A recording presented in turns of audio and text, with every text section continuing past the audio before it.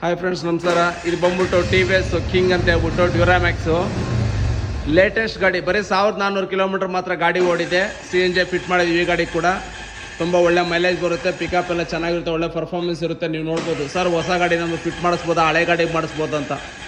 ಯಾವ ಗಾಡಿ ಬೇಕಾದ್ರೂ ನೀವು ಫಿಟ್ ಮಾಡಿಸ್ಬೋದು ಅಂತ ತೊಂದರೆ ಇಲ್ಲ. ಟ್ಯೂನಿಂಗ್ ನಡೀತಾ ಇದೆ, ಅದಕ್ಕೆ ಸೆಲ್ಫ್ ಹೊಡಿತಾ ಇದ್ದಾರೆ ಅವರು, ಬೇರೆ ಇನ್ನೇನಿಲ್ಲ. ನೋಡ್ಬೋದು. ಸಿಲಿಂಡರ್ ಬಂದ್ಬಿಟ್ಟು ಬಾಕ್ಸ್ ಒಳಗಡೆ ಬರುತ್ತೆ, ನಿಮಗೆ ಕಾಣುವುದೇ ಇಲ್ಲ. LPG ಸಿಲಿಂಡರ್ ಎಲ್ಲಿತ್ತು ಅಲ್ಲೇ ಬಂದ್ಬಿಟ್ಟಿದೆ. ಡ್ಯೂರಾಮ್ಯಾಕ್ಸ್ ಗಾಡಿ ಇದು. ಮೈಸೂರು ರೋಡು ಸ್ಯಾಟಲೈಟಿಂದ ಬಂದು ನಮ್ಮ ಹತ್ರ ಫಿಟ್ ಮಾಡಿಸ್ಕೊಂಡಿದ್ದಾರೆ.